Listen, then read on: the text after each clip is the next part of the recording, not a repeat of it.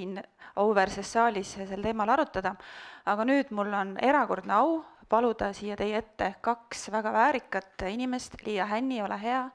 Kui kujundlikult väljendada, siis Liiat võib vist nimetada kollektiivsete pöördumiste õiguse emaks. Vali ise, millise tooli soovid. Sest Liia Hänni oli just see, kes tegi rahvakogule ettepaneku selline õigus seadustada. Ja teiseks Rait Maruste, ole hea. Rait Maruste oli tollal Riigikogu põhiseaduskomisjoni esimees, ta oli ka eelnõu autor ja eelnõu ettekandja.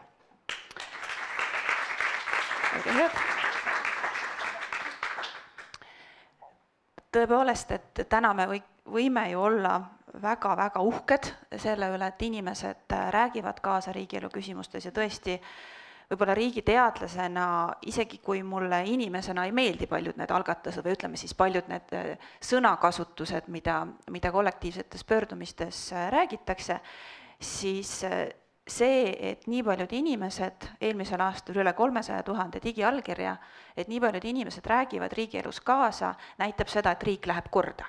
Sest kõige hullem oleks see, kui oleks apaatsus ja üldse ei huvitaks. Aga see, et riik läheb korda, on väga oluline. Aga kui me nüüd lähme tagasi, nagu ma ütlesin, et väga oluline on seda lugu rääkida ja ega seda lugu ju niimoodi hästi kirja pandud päris ei ole, et tänapäeval meil on küll Wikipeedia ja Wikipeediast jääkeldri leiab, nii et kui sa oled Wikipedias sees, siis see sinna jääb. Aga rääkige nüüd oma vaatest seda lugu, et miks oli vaja selline õigus luua, miks seda varem ei olnud loodud ja kuhu me nagu tänaseks jõudnud oleme teie arvates. Liia, ole hea, äkki sa alustad, kui algata ikkagi. Mikrofon on sul seal kõrval. Olgu siis, katsume meelde tuletada, kuidas see kõik juhtus. Ja minu jaoks teema ei alanud jääkeldriga. Tegelikult me Põhiseaduse Assamblees põhiseadust tehes arutasime üsna tuliselt selle üle, kas Eestis oleks vaja seadustada rahvaalgatus. Rahvaalgatus, nagu me tookord seda mõtlesime, oli see, et rahva hulgast tuleb seaduseelnõu ja Riigikogu siis kas võtab selle vastu või paneb rahvahääletusele, mis oli olnud Eesti esimese põhiseaduse mehhanism. Aga vahepeal need keerulised ajad enne teist maailmasõda viisid ju selleni, et rahvaalgatuse korras muudeti Eesti esimest väga demokraatlikku põhiseadust ja võeti vastu vapside ettevalmistatud eelnõu, mis siis oli nagu võimalus ka Pätsile kehtestada vaikiv ajastu. Kindlasti oli see keeruline aeg, vaevalt, et me saame öelda, et ainult see uus põhiseadus süüdi oli, aga igal juhul tekitas ta assamblees sellise tunde, et me peame olema ettevaatlikud. Ja sellest ajast jäi mind vaevama see, et rahva peatükk põhiseaduses on ju väga lühikene tegelikult. On küll esinduskogu valimised, on võimalus rahvahääletuseks, aga me kõik teame, et see on selline väga kitsas instrumentide pagas rahva jaoks võimu teostada.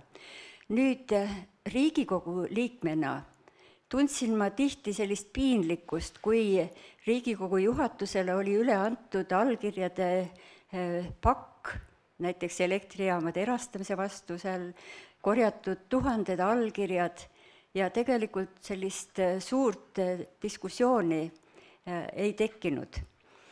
Ja olles siis oma poliitilise karjääri lõpetanud ja sattudes E-riigi akadeemiasse, hakkasin ma tegelema süvendatult nagu just selle digitaalse demokraatiaga. Ja nägin ka, kuivõrd palju uusi võimalusi annab just tehnoloogia kodaniku osaluseks.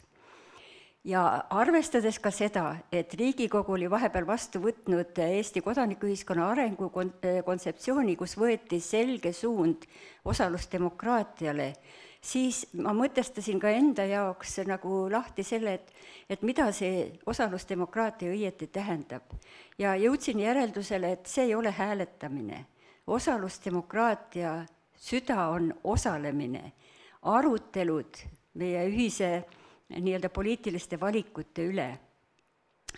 Ja tõepoolest sellise konstruktiivse otsuseni jõudnud ma ennem, selleks oli vaja rahvakogu protsessi. ja minu jaoks rahvakogu protsess algas sellega, et ma mõtlesin, kas anda oma allkiri sellele petitsioonile, mille algatajate hulgas olid meie ühiskonnateadlased, Marju Lauristin, ja ma otsustasin, ei, ma ei kirjuta sellele alla, sest selle petitsiooni põhiidee oli selles, et olemasolevad võimustruktuurid on ennast ammendunud ja meil tuleks luua mingisugune paralleelne nii-öelda organisatsioon selleks, et Eesti demokraatiat uuendada. Ja mulle tundus, et niisugune alternatiivsete teede otsimine sellisele põhiseaduslikule demokraatiale ei pruugi olla see kõige parem viis. Enne seda olin ma tutvunud Islandi kogemusega, kuidas Islandil rahva nii-öelda algatuse korras prooviti teha uut põhiseadust. Ja see oli minu jaoks väga vaimustav kogemus ja siis ma saatsin kirja Marjule ja ka presidendi kantseleile, et teeme sellise avatud ideekorje selleks siis, et Eesti demokraatiat uuendada. Et me ei kogune suletud ruumi, me anname igaühele võimaluse ja see sündiski. See platvorm, mida me kasutasime, oli ka osaliselt nii-öelda Islandi põhjale tehtud. Nüüd olles nii-öelda saanud selle võimaluse koguda ideid, mõtlesin ma ka pingsalt selle üle, et mis on need minu ideed demokraatia uuendamiseks ja tegin päris mitmesse valdkonda, sealhulgas ka erakondade rahastamise kohta ettepanekud. Aga üks ettepanek, mida me siis nagu täna arutame, oli see valdkonnas inimeste kaasamine valimiste vahelisel ajal.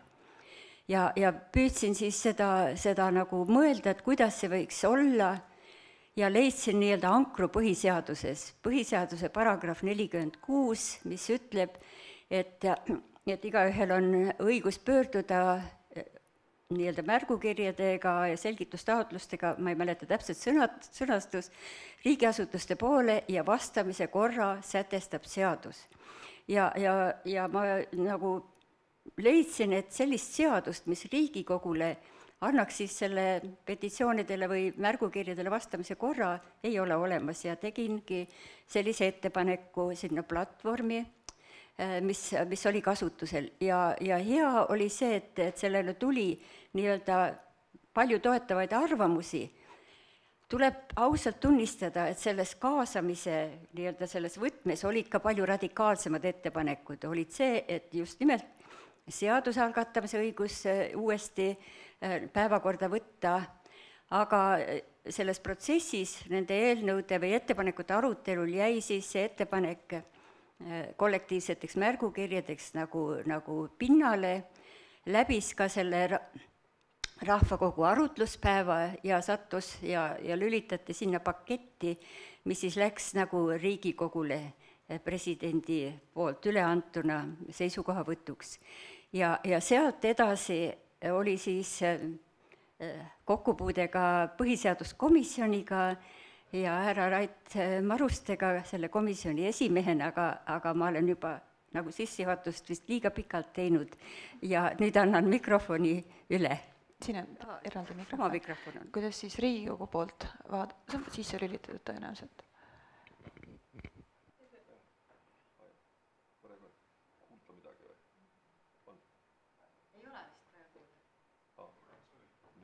Nüüd tuleb.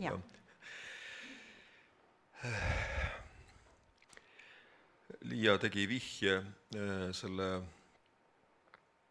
fenomeni või demokraatia arengule esimeses iseseisvusperioodis ja suhteliselt kehvad kogemused sealt. Ja kui me siin 90ndate alguses pidime oma riiklust uuesti käivitama, siis tuli läbi mõelda ka need riigiõiguslikud ja võimu teostamise mehhanismid, mida nõukogude ajal ei kasutatud, mis olid saanud oma mingisuguse väärtvormi ja ettevaatliku rahvana valiti pigem selline piiratud ja kontrollitav või vaoshoitud vorm. Täiesti mõistetav tolles ajas. Ja kui nüüd tulla mõistete juurde, siis isegi mõisted ei olnud ju tol ajal väga selged, et mis on osalusdemokraatia, mis on esindusdemokraatia ja nii edasi. Neid asju tuli kõiki hakata siis nagu täiustama ja mõtestama. Ja õige on ka see, et meie põhiseaduse 3. peatükk rahvas sisaldab ainult 3 paragrahvi, mis on üsna harukordne, et rahva osaluse ütleme, reguleerimiseks on nii vähe tähelepanu pööratud. Ja selles mõttes see algatus, mis tuli rahvakogu poolt ja jõudis otsapidi siis põhiseaduskomisjoni, sisaldas, nagu Liia kirjeldas seda ka, seda petitsiooniõigust. See iseenesest oli meile uus, aga ega ta mujal Euroopas päris uus ei olnud, see on tuntud asi. Ja näiteks petitsiooniõigus on ju kasutusel Euroopa Liidu sees, Euroopa Liidu õiguses, on kasutusel meie naaberriigis Soomes ja väikeste erinevustega. Ja aga võib-olla nendest detailidest me räägime edaspidi, aga mina isiklikult olen väga rahul sellega, et see, ütleme, see funktsioon või võimalus loodi ja nüüd on peale 10 aastat võib-olla tõesti aeg järele mõelda, kas me saame seda teha kuidagi täpsemaks või paremaks, sest seal on asju, mida saaks korrigeerida ja tulemuslikumaks teha, aga nendest võib-olla räägime natuke edaspidi. Aitäh! Kui Riigikogus arutati eelnõu, siis ega nagu väga palju vastuseisu ei olnud, seda näitab ka see erakordselt suur poolt hääletanute arv, et saalis viibinud 93 Riigikogu liikmest hääletas eelnõu vastuvõtmisel lõpphääletusel 92 poolt. Aga siiski arutelu oli selle allkirjade arvu üle, et miks just 1000, sotsiaaldemokraatide ettepanek oli 500 ja Liia Hänni tollal stenogrammi, ütleme, komisjoni istungil rääkis, et digimaailmas ei ole väga suurt vahet, kas on 500 või 1000 allkirja. Kas sa, Liia, täna oled samal arvamusel või tuleks seda numbrit muuta? Minu jaoks oli see tõepoolest probleem, sest oli ka arutluse all palju suurem allkirjade arv. Minu seisukoht oli selline, et allkirju ei tohiks olla liiga palju, sest see viib tähelepanu selle algatuse sisult nagu allkirjade korjamisele. Aga ta peaks olema parasjagu nii suur, et ka korraldajatel tekib nagu vajadus seda ideed nagu kontrollida või levitada ja tutvustada. No mis see nüüd on? Ma võtan pärast vett. Ja ma arvan, et see 1000 on praegu selline küllaltki optimaalne arv. Jah, sotsid tegid ettepaneku, et see võiks olla 500, aga praegu ma ei hakkaks uuesti seda allkirjade arvu küll nagu üle vaatama. Sest jah, ta on jõukohane, seda näitab ka väga suur kollektiivsete märgukirjade arv. Mida ma vahepeal mõtlesin, oli selline, et kas allkirjade arvu järgi näiteks oleks võimalik kuidagi seda menetluskorda muuta. Et kui tuleb Riigikokku üks algatus, kus on näiteks 50 000 allkirja, siis need variandid, kuidas seda menetleda, võiks olla nagu selgemalt seadusega reguleeritud. See väärib vähemalt, ütleme, Riigikogu suures saalis arutelu, aga see oleks ka, ütleme, teema, mida siis, kui tõepoolest hakkame sügavamalt mõtlema, mis sellel praegusel korral nagu võiks paremini olla, et siis see võtta nagu arutelule. Aga jah, ma arvan, et praeguseks oli see 1000 päris õige number. Rait Marutse, kas 1000 allkirja on selline paras mõõdupuu?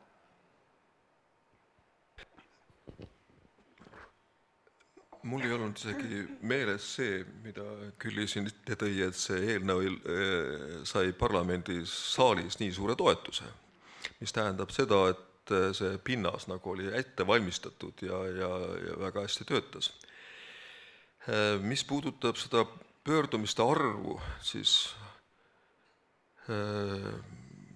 minu mälu järgi, ma võin eksida, aga see sai kirja nii, nagu pakuti, eks ole. Aga mis puudutab nüüd edasi võimalikke arendust, siis näiteks võiks mõelda selle peale või arutleda selle üle näiteks, et Euroopa Liidus on see petitsiooniõigus olemas, aga ta ei või olla actio populaaris, see tähendab seda, et mind isiklikult see teema ei puuduta, aga ma annan toetuse. Eks ole, ja actio populaaris tähendabki seda, et ma ei saa taotleda asja või muutust või mingi tegevust, mis mind isiklikult ei puuduta. Ma pean ära näitama, et see puudutab mind. See on üks asi, mida võib-olla tasub läbi mõelda, et kas meil on kohta seda laadi populistlikke teinekord pöördumiste korraldamiseks või isegi tarvidusega tagasilükkamiseks. Teine osa sellest on ka, näiteks Euroopa Liidus on olemas ka vastuvõetavuse tingimused. See tähendab, et seal on mingisugune institutsionaalne võrgustik või taga, et nad hindavad ära, kas see petitsioon on siis vastav nendele tingimustele, ka formaalsetele või sisulistele, mis ühiskond on püstitanud ja mida tuleks siis petitsiooni esitamisel järgida. Kui meil lükatakse tagasi vist 1/3 laias joones pöördumistest, siis Euroopa Liidus on see 50-50, 50 võetakse ka menetluse ja 50 lükatakse tagasi. Nii et see on üks koht, kus võiks mõelda. Teine, kuidas seda menetlusprotsessi edasi teha, sest ka Riigikogul on piisavalt palju tööd, et hakata siis tegelema kõige selle, selle petitsiooni õigustatuse, vastuvõetavuse kindlaks tegemisega. See eeltöö peaks see platvorm või selle inimesed võib-olla ise ära tegema, vähemalt suures olas. See on minu arusaamine, et kui me tahame süsteemi olukorda parandada, nii et ja veel üks nüanss, me siin enne rääkisime Külli Taruga, või see oli isegi paberites väljas just siin, et näiteks naabritel soomlastel saab petitsiooni esitada siis, kui see on juba seaduseelnõu tasemeks vormistatud. Võib-olla see samm meil oleks kohe praegu võib-olla liiga kaugele ulatuv, aga mõelda sellele võiks küll, et missuguses vormis siiski, missugusele nõuetele vastavust see petitsioon võiks endas kanda. Ja viimane märkus, mis ma sellega seoses tahan öelda, on see, et me peame hoidma ka siiski mõistlikku ja põhjendatud tasakaalu osalusdemokraatia ja esindusdemokraatia vahel. Ma siin räägin natuke ajaloost tagasipõrkavalt, aga kui see rahvakogu tekkis ja diskussioon tekkis ja siis tekkisid arutelu käigus mitmesugused ettepanekud ja siis tõsteti see põhiseaduskomisjoni laua peale ja tehke ära. Ja meediasurve, et tehke ära, oli päris tugev. Ja siis tekkis minus tõrge, et missugune demokraatlik legitimatsioon on taga sellel koostöökogul või sellel ettepanekutel, kuidas need inimesed sinna tekkisid, kuidas sõnastati need probleemid. Sest tollel ajal ma võtsin kätte, lugesin ära, põhiseaduskomisjonis oli 25 000 valija häälet. See oli demokraatlik esinduskogu, eks ole, ja meil oli nii palju rahvaesindajad seal. Või rahvaesindajad, kelle taga oli nii palju hääli. Nii et meil on olemas hästi reguleeritud suhteliselt esindusdemokraatia ja kui me nüüd küllume selle esindusdemokraatia üle osalusdemokraatia kõikvõimalike pöördumistega, siis me ühest küljest on oht, et me devalveerime suurte pöördumiste arvuga või petitsioonide arvuga osalusdemokraatia. Inimesed muudkui teevad ja tulemust ei ole. Või siis, kui on hästi tehtud pöördumine petitsioon, siis me siiski peame respekteerima esindusdemokraatiat. Me ei tohi seda üle ujutada kõikvõimalike pöördumistega, kohe ja homme tuleks teha. Nii et siin on mõtlemise kohti, aga see ilmselt ongi selle tänase kokkusaamise edaspidise arutelude aineks. Liia, kohe tahaks vaidlema hakata. Nimelt, kas meil oleks vaja kitsendada nende kollektiivsete märgukirjade olemust ja sisu. Soomes tõepoolest on kas seaduseelnõu või ettepanek töötada välja seaduseelnõud. Ma ütlen, et väga hea ja ma tahaks Ille Insbergi tänada, kes ka peale minu käis ühel põhiseaduskomisjoni istungil ja tõi nagu just selle ettepaneku lauale, et võiks see kollektiivne märgukiri puudutada ka muu nagu riigielu küsimust, mis on oluline. Ja praegu tõepoolest ei piirdu kollektiivne märgukiri seaduseelnõu esitamise, kuigi võib seda olla. Ja nüüd on küsimus selles, et esindusdemokraatia ja nii-öelda osalusdemokraatia vahekorrast tõepoolest ja seda rahvakogu aega meenutades, siis ma mäletan väga selgelt ka neid arupidamisi, kus olid meiega koos ka ju erakondade esindajad, Riigikogu liikmed, et seal oli teatud selline võõristus, et kes nad siis sellised on, umbes nagu selles muinasjutus, et kes sa oled, kas sul passi on. Ja siin ongi see küsimus nagu meie demokraatia olemusest. Et kas me arvame tõesti, et see esindusdemokraatia raamistik lahendab kõik ühiskonna küsimused, loob piisavalt usaldust või me püüame midagi muuta ja täiustada ja minu vaade vähemalt ja ma usun, et paljude kodanike vaade on ka see, et me vajame sellist avatud arutelu riigi oluliste küsimuste üle ja mis on selle kollektiivse märgukirja nagu sügavam mõte minu meelest, ei ole ju see, et ta mõju oleks ainult hindaks sellega, et tekkis seaduse muudatus või ei tekkinud ja kui ei tekkinud, järelikult on märgukiri nagu tühja läinud. Et seda, kuidas me seda mõju hindama, on väga oluline. Ja ma arvan, et seda mõju saab hinnata tõepoolest sellega nagu kodaniku aktiivsusega, et inimesed mõtlevad kaasa, nad suudavad formuleerida probleeme, mida nad ühiskonnas näevad, nad suudavad teisi inimesi veenda, et see on probleem. Ja ma arvan ka, et Riigikogu ei peaks olema nii ülekoormatud oma töödega, et siis mitte võtta seda kodaniku poolt esitatud probleemi nagu arutlusel, praegu vähemalt komisjon peab seda arutama. Ja tõepoolest selle kollektiivsete pöördumiste kvaliteet on väga oluline ja see nii-öelda kuidas kodanikud näevad seda kollektiivset pöördumist, kui tõsiselt nad seda võtavad. Ja siin on kõige suurem oht tõepoolest see, et see lihtsalt muutub järjekordseks poliitilise võitluse instrumendiks. Ma olin tõepoolest väga, isegi võiks öelda vihane, kui ma nägin, kuidas Keskerakond hakkas selle platvormi kaudu nii-öelda peaministrit umbusaldama, kui nendel on ju olemas selleks kõik mehhanismid ja läbirääkimisvõimalused Riigikogus olemas.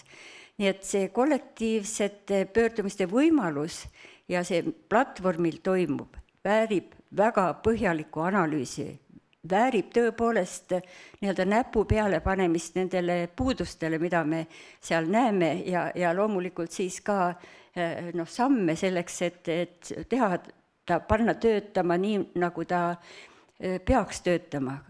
See platvorm ja kollektiivsete pöördumiste võimalus on eelkõige organiseerimata kodanikele. Me oleme kuidagi selles esindusdemokraatia raames ka selle osalemise väga paljuski taandunud nagu organiseerunud ühiskonna osale.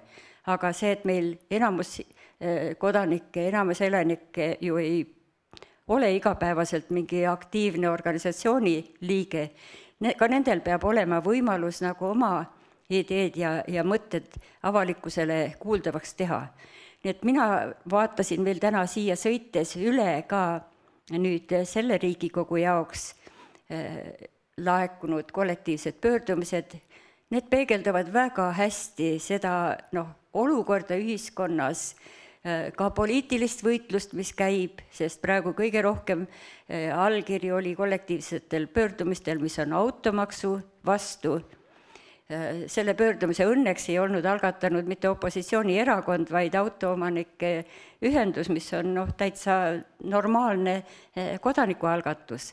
Aga igal juhul jah, see kvaliteet on teemaks ja ma tahaks veel ekstra tänada koostöökogu selle eest, et nad ju mitte ainult ei halda seda platvormi, vaid nad on ka nõustajaks, sest see, kui inimesed tulevad esmakordselt oma kollektiivset pöördumist nagu esitama või üles laadima, siis vajavad nad igal juhul nõu ja inimesed vajavad nõu meie e-riigis ka digiallkirja andmiseks, nii et see on äärmiselt vajalik, et meil on selline keskus olemas, kes sellega tegeleb ja annaks Jumal, et riik ja riigiisad ja emad saaksid aru, kui oluline Eesti e-riigis on tegelikult see, et meil on olemas platvorm, kus inimesed saavad võimaluse oma hääl kuuldavaks teha. Koostöökogu praktikast paar tähelepanekut, et meil on tegelikult koostöökogus korduvalt olnud laual küsimus, et kas me peaksime hakkama neid pöördumisi kuidagi modereerima. Põhimõtteliselt seadusest tulenevalt on 2 võimalust pöördumine tagasi lükata. Esiteks siis, kui tegemist on ilmselgelt põhiseaduse aluspõhimõtete või välislepingutest tulenevate kohustustega vastuolu mineva algatusega või kui sama algatus on juba 2 aasta jooksul olnud. Muid kriteeriumeid ju tegelikult ei ole, et on üsna vaba olnud see, et mille kohta või kuidas neid algatusi teha. Mida me oleme Rahvaalgatusveebi platvormil veel teinud, on see, et on tulnud aeg-ajalt ka ainult venekeelseid või ainult ingliskeelseid algatusi, seal me oleme selgelt nõudnud, et peab olema eestikeelne algatus, seal juures võib olla ingliskeelne, venekeelne või mis iganes muus keeles tekst, aga Riigikogu võtab vastu ainult eestikeelseid algatusi. Me oleme kommenteerinud algatajate selliseid pöördumisi, oleme juhtinud tähelepanu, et võiks ikkagi viisakaks jääda, nii edasi. Aga me hiljem räägime sellest, et mis on selle rahvaalgatuse platvormi ja pöördumiste siis laiem mõju, sest ega Rahvaalgatusveeb on ainult üks võimalus algatusi teha, et põhimõtteliselt kollektiivse pöördumise võib teha ükskõik mis vormis. Paberil digitaalselt ei pea kasutama Rahvaalgatusveebi selleks, aga lihtsalt need sinna koonduvad ja seal me näeme, mis toimub. Ja me näeme ka seda, et tihtipeale need teemad, mis ühiskonnas tunduvad olevat väga suured probleemid, et selline ajakirjanduslik arutelu on väga terav, aga siis tehakse algatus sellel teemal ja see ei saa 1000 allkirja täis. Ehk see näitab ka seda, et mis ei ole teema, mis justkui tundub teema, aga tegelikult inimestel ei lähe korda. Ja see 1000 allkirja, mulle tundub ka on selline paras sport selles mõttes, et ei piisa ainult sinust ja sinu sõpradest ja lähematest töökaaslastest, on vaja rohkem, aga samas ei ole ka liiga palju. Ja veel üks teema, mis meil on olnud selles, et kas need pöördumised, mis meie arvates on põhiseadusega vastuolus, et kas need saata Riigikokku või mitte saata, siiani ei ole Rahvaalgatusveeb endale seda rolli võtnud, vaid laseb selle otsuse teha Riigikogul. See on arutelu kohta, aga me pigem oleme võtnud selle rolli, et ka võimalus ennast välja elada, ka negatiivses mõtmes ennast välja elada, ehk siis digitaalse meeleavalduse vormis on üks demokraatlik väljendusviis. Aga palun, Rait. Et oleks selge, ma olen väga selle poolt, et Eestis oleks aktiivsed kodanikud, kes saaksid oma soove ja huve ja eesmärke väljendada. Pole mingit kahtlust selles. Aga miks oleks nende pöördumiste reeglistiku täpsustamine vajalik, ühest küljest see kergetaks teie tööd, tänuväärset tööd, kui oleks hästi läbimõeldud ja sõnastatud mängureeglid või toimetamise reeglid. Teine asi selle juures on see, et me ka väldiksime populismi. sest on väga kerge tekitada mingi populistlik probleem ja see üles puhuda, mida ütleme 10 aastat tagasi sotsiaalmeediat ja selle kommertsmeediat sellisel määral või tasemel, nagu me praegu seda näeme, ei olnud. Ja mingisuguses küsimuses, võib-olla isegi siiralt, üles kütta mingi teema ja siis panna taha sinna sotsiaalmeedia, kommertsmeedia ja nii edasi ja kujundada, manipuleerida sellega avalikku arvamust on suhteliselt kerge. Nii et see on uus element kogu selles pöördumiste valdkonnas, et võib-olla ka siin annaksime natukene aega või peaksime natukene aega andma, et läbi mõelda see ja mingisuguseid standardeid või reegleid kehtestada. See ei pea tingimata olema seaduse tasandil, meil meeldib ilmselt kõiki asju seadusega teha, aga kaugel sellest ei ole vaja teha, aga küll peavad olema mingid reeglid, mis on kokku lepitud ja kättesaadavad ja teada siis nendele, kes selles protsessis osalevad. Aitäh, see, et see ei pea olema eelnõu, et see võib olla mis iganes ettepanek, see on olnud väga põhimõtteline valik, sest me näeme, et kohalikul tasandil, kus täna ütleme siis rahvaalgatus oli juba enne kollektiivseid pöördumisi reguleeritud kohaliku omavalitsuse korralduse seadusega, et 1% rahvast või ütleme siis alanikest elanikest võib teha algatuse ja seal on see eelnõu kriteerium sees. Nüüd, mis veel on olnud selle rahvaalgatusportaali huvitav fenomen on ju tõesti olnud see, et mingil hetkel hakkas tulema väga palju algatusi, mis ilmselgelt ei olnud Riigikogu pädevuses. Need olid selgelt kohaliku omavalitsuse küsimused ja siis me tegime selle võimaluse, et me lõime eraldi värava kohalike omavalitsuste jaoks. Aga kõik need, mis puudutavad keskvalitsuse tasandit, isegi kui Riigikogu ei saa seal võib-olla otseselt midagi teha, need endiselt tulevad Riigikokku. Ja minul on alati nagu tekkinud seal kohal ka see küsimus, et meil on oma kodanikuharidusega veel päris palju ära teha, et inimesed saaksid aru, mis on see õige uks, kus taga koputada. Just see, et mis on Riigikogu pädevuses, mis on omavalitsuse pädevuses, mis on valitsuse pädevuses ja nii edasi. Aga ma veel siia lõppu tõstataksin veel ühe teema, et kollektiivsete pöördumiste õigus on laiem kui valimisõigus. Kollektiivseid pöördumisi on võimalik teha alates 16. eluaastast ja kõigil Eesti alanikel ja elanikel. Kui nüüd taustaks võtta siia see päevakajaline arutelu, et kas kohalikul tasandil tuleks hääleõigus mitte kodanikelt, spetsiifiliselt Vene kodanikelt ära võtta, siis kas tänases olukorras kollektiivsete pöördumiste õigust nii kohalikul tasandil kui siis rahvaalgatusõigust või siis kollektiivsete pöördumiste õigust Riigikogu tasandil, kas te seda regulatsiooni muudaksite? Ma olen kergelt murelik, et mõni erakond võib selle idee siit saalist üles noppida. No nii, see, et kollektiivsed pöördumised ei piirdu kodanikega, on üks selline avatud vaade demokraatia toimimisele. Sest mõtted ja ideed iseenesest ei tohiks ju olla tõrjutud või piiratud. Nii et ma siiralt loodan, et see diskussioon mittekodanike hääleõigusele tuleb sellest niisugusest poliitilise sebimise ja punkti kogumise staadiumist ikka sisulise arutelu juurde, sest ma ise arvan, et Eesti põhiseaduse alusväärtusi, mis olid meile väga tähtsad siis, kui me iseseisvuse taastasime vaba ja demokraatlik ühiskond, kus kohalik võim ei ole riigivõimu käepikendus, vaid kohaliku kogukonna enesekorralduse õigus, et need põhimõtted ei satu siis praegu selles poliitilises tõmbetuules ohtu. Sest see on tegelikult, kui me lähme seda hääleõigust ära võtma, see on väärtuspõhine otsus. Me lihtsalt otsustamegi seda, et meie riik on teistsugune. Ja kas me nii-öelda tulevikku vaadates, kas me siis tahame tõesti seda, et see praegune kohutav sõda jätaks oma armi Eesti põhiseadusesse? Mina ausalt öeldes seda küll niimoodi ei soovi.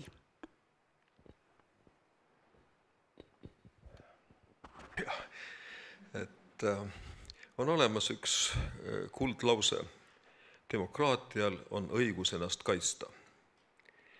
Ja selles mõttes on nüüd, kui me räägime hääletamisõigusest, siis hääletamisõigus on üks mehhanism, kuidas demokraatia toimib ja hoitakse demokraatia siis viisil, mida on siis rahvas soovinud. Hääletamisõigus on poliitiline õigus. Kui me võtame lahti meie põhiseaduses, seal sellist õigust nagu õigus hääletada ei olegi olemas. On olemas igasugused muud õigused ja vabadused teises peatükis. Ma olen neid lugenud edaspidi ja tagurpidi ja 12 aastat töötanud Strasbourgis igapäevaselt neid õigusi, vabadusi, kaasuseid lahendades. Hääletamisõigus ei ole inimõigus või valimisõigus. Nüüd tulles selle küsimuse püstituse juurde, et kas petitsiooniõigus võiks ka kuidagi langeda sellesse kategooria, siis kindlasti mitte. Kindlasti mitte. Inimestel peaks olema õigus väljendada oma soove, arusaamisi ja kui see toimub petitsiooni vormis, isikustatud kujul, miks mitte? Nii et mina ei näe ühtegi põhjuslikku seosest selle valimisõiguse teemal ja petitsiooniõigusel. Petitsiooniõigus peaks jääma kindlasti alles, seal saab, nagu me eelnevalt juba rääkisime, teha mingisuguseid parandusi ja arendusi, aga see peaks kindlasti alles jääma. Aitäh selle mõtte eest, et ideede pakkumine, ettepanekute tegemine, kaasarääkimine ei ole otseselt seotud otsustusõigusega. Et kui kollektiivne pöördumine loodi, siis see teadlik valik tehti, eks ju, mitte ainult kodanike osas, vaid ka vanuse piirangu osas, et juba 16. eluaastast alates saab kollektiivseid pöördumisi teha. Ma nüüd siia lõppu küsiks, et kas kellelgi saalist on küsimusi? Sest võimalus küsida Liia Hänni või Rait Maruste käest ei ole nii tihe. Ja palun ole hea.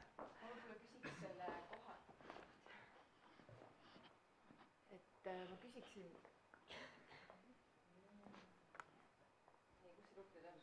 Seesama. Töötab? Okei, nii. Et küsin selle sama kohaliku algatuse kohta, et nagu me teame, et seal on see lävend täna palju kõrgem, et kui näiteks Tallinnas kohalikku algatust soovid teha, siis sa pead palju rohkem allkirju koguma kui siis Riigikogule saatmise puhul, et kas seda lävendit võiks alla tuua teie meelest? Aitäh. See regulatsioon kohaliku omavalitsuse korralduse seaduses on väga vana. Ma arvan, et terve see seadus vääriks uuendamist, sealhulgas ka see säte, mis nõuab 1% nagu ettepanekute esitamist. Jah, ma arvan, et seda tuleks allapoole tuua ja ka kohalikul tasandil selline dialoog võimu ja kodanike vahel kulub ära või elanike vahel. Aitäh. Ma ütlen ka juurde, et ma olen täiesti nõus sellega, mida Liia praegu ütles, et see asi vajaks uuesti läbimõtlemist ja meil on näiteks Lääneranna vallas, kus ma elan, rahvahoiak selgelt ühesugune, aga ega siis tagajärge sellel siiamaal ei ole ja ühesõnaga see on lihtsalt näiteks, et igal omavalitsusel peaks olema läbimõeldud ja põhjendatud kuidas öelda, limiit või kvantum inimesi, kes saaksid kaasa rääkida ja sellel peaks olema mingisugused väljundi käigud ette nähtud, et seda lihtsalt mitte petitsioon, vaid mis sellest asjast siis edasi saab, kas tuleb panna siis volikogu päevakorda ja nii edasi. See on asi vajaks uuesti läbimõtlemist, jah.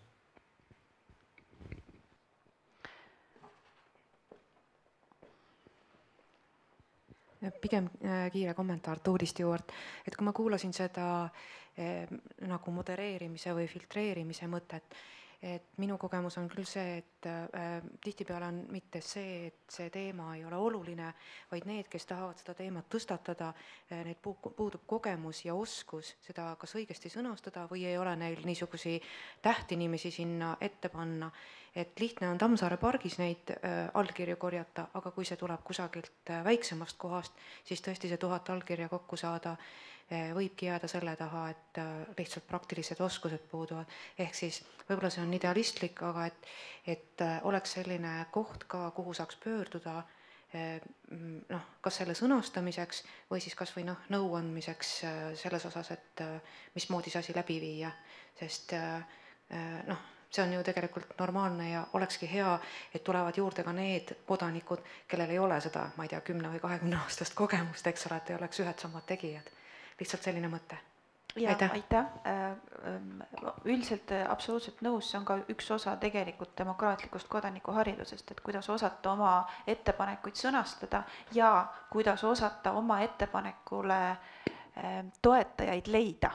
Et see on ka selline demokraatliku ühiskonna põhioskus. Aga ma siiski arvan, et praktika on näidanud, et ka väga professionaalsed algatuste koostajad ei saa alati 1000 allkirja täis. Nii et jällegi, et kõik ideed ei jõua sugugi Riigikokku, seal võib olla ka 1000 muud põhjust, miks üks või teine algatus saab 1000 allkirja täis või teine ei saa, et loomulikult kõik päevakajalised teemad alati ütleme siis saavad rohkem tähelepanu kui need, või see on võib-olla mingitel muudel teemadel esitatud. Kas soovite kommentaari? Ma sain aru küll, et küsija mure oli see, et kas see petitsiooni esitamise protsess vajaks suuremat nõustamist või abi. Et kindlasti me ei saa eeldada, et inimesed, kellel on mingisugune mure, soov või tahtmine, et nad oleksid samal tasemel ka siis ütleme seadusandjatega, et kõik kursis kõikide asjade, kuidas seda protsessi seal siis juhtida, kuidas see toimub ja mis selle tulemus on. Aga võib-olla siis sellel platvormil, ma ei tea, ma olen nagu kõrvalseisja, ma ei tea, et oleks mõistlik sinna kirjutada juurde väikene meelespea, pöördumiste vormistamise meelespea või juhised, kuidas vormistada oma pöördumine ja kui ka siis abi ei saa, et võib-olla kirjutada, nii et see asi töötaks niimoodi, et mitte me tagantjärele hakkame siis vaatama, et mis läks valesti, vaid et me saaksime mingisugused vead juba enne ära hoida ja sel viisil see süsteem töötaks paremini, kui ta töötaks paremini, täidaks seda eesmärk, milleks ta mõeldud on. Need juhised on tegelikult olemas ja on olemas ka hea tava. Aga loomulikult alati saab paremini. Ja paraku seda inimtööjõudu sellesse platvormi panna ei ole väga palju. See niigi töötab väga väikese, aga tubli kollektiivi eestvedamisel ja loomulikult tahaks teha veel väga palju enamat ja täna me ka räägime sellest, et mida tehakse maailmas ja mida kõike veel võiks teha, ehk siis natukene unistada. Aga kas teil on äkki soov veel lõppsõnaks, et kas jäi veel midagi hingele tulevikuks kaasa anda, et kuhu poole liikuda kollektiivsete pöördumistega Eestis? Hea, et see tänane arutelu toimub, sest vahepeal oli minul selline tunne, et keegi ei tunne nagu ei Riigikogus õieti selle asja vastu huvi ja ma tean ka, et koostöökogu on olnud üsna raskustes, et seda platvormi üleval hoida, otsinud ka teisi võimalusi platvormi haldajana, aga minu seisukoht on küll see, et see on väga hea, et ta praegu on nii-öelda väljaspool otsest täitevvõimu süsteemi. Kaasamisveeb, mis tehakse, on nagu teise eesmärgiga. Nii et ma ei tea, ma vaataks nagu Riigikogu poole, et teie ka oma nii-öelda uurimis- ja analüüsi raha kasutaksite natukene selle toimuva analüüsiks, sest see, mis toimub, seal on väga-väga huvitav. Ka selles mõttes, et mis nendest ettepanekutest edasi saab, kui näiteks antakse valitsusel lahendamiseks, kas siis valitsus seda lahendab, ma ise olen tuttav ühe petitsiooniga, mis puudutas sundüürnikke, kus otsad lõpuks kadusid vette ja minister ütles, et kas saaks kuidagi teha nii, et midagi ei peaks tegema. Nii et jah, mina tahaks rõhutada nagu tõesti seda, et Riigikogu ise tunneks huvi ja analüüsiks seda, kuidas kollektiivsed pöördumised praegu 10 aasta jooksul, kuidas nad on käitunud, kuidas Riigikogu on käitunud ja sellelt pinnalt võiks sündida ka siis asjalikud ettepanekud, kuidas seda kõike paremini teha. 10 aastat kogemust on täitsa piisav, et edasi minna. Taustaks, et koostöökogus on täna vist 1,5 inimest, kes selle platvormi haldamisega tegeleb ja väga tänuväärset tööd on püütud viimasel aastatel teha, et just nimelt ajada järge, mis nendest kollektiivsetest pöördumistest saab. Lihtne on siis, kui asi jõuab Riigikokku, siis on protokollid, stenogrammid, kõik on olemas. Kohalikest omavalitsustest on võimalik dokumente järgi küsida, aga valitsusest üht-teist küsitakse, aga paraku jah, väga paljude pöördumiste puhul mingil hetkel nagu kaob jälg ära. Ma tahaks toetada seda mõtet, et me peaksime sellele süsteemile pöörama rohkem tähelepanu, aga tähelepanu on selline mentaalne element. Selleks on vaja ka finantse. Ja kui me tahame oma demokraatia hoida hea tervise juures ja töötamas nagu selles segmendis ka, võib-olla erakonna esimees võtab üles küsimuse, et näha ette osalusdemokraatia arendamiseks ja selle platvormi edendamiseks riiklik finantseerimine.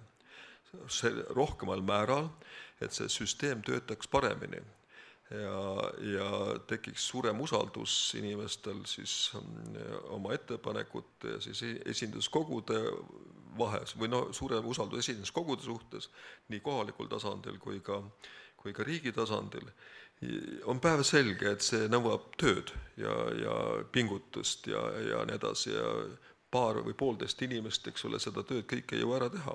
Aga kasu sellest võib sündida ju väga suur, kui see hästi töötab ja toimib. Nii et me kulutame kõikvõimalikul hulgal raha kõikvõimalike asjade tegemiseks, aga demokraatia käikus hoidmiseks ja edendamiseks väga palju just mitte. Jah, aitäh. Rahastamine on väga valus teema meie jaoks. Nõukogu liikmena ei saa mainimata, et oleme loomulikult väga tänulikud, et me siiski riigieelarvest koostöökogu saab tegevustoetust Vabariigi Presidendi Kantselei kaudu. Kuigi me tunnistame, et eelmise aasta lõpus me olime seisus, kus oli täiesti tõenäoline, et me peame rahvaalgatusveebi kinni panema, kuna lihtsalt raha ei ole ja kui raha ei ole, siis raha ei ole. Aga õnneks ühekordse eraldusena Riigikantseleist vähemalt sel aastal veeb töötab, vaatame, mis järgmine aasta saab. Aga aitäh teile, väga meeldiv.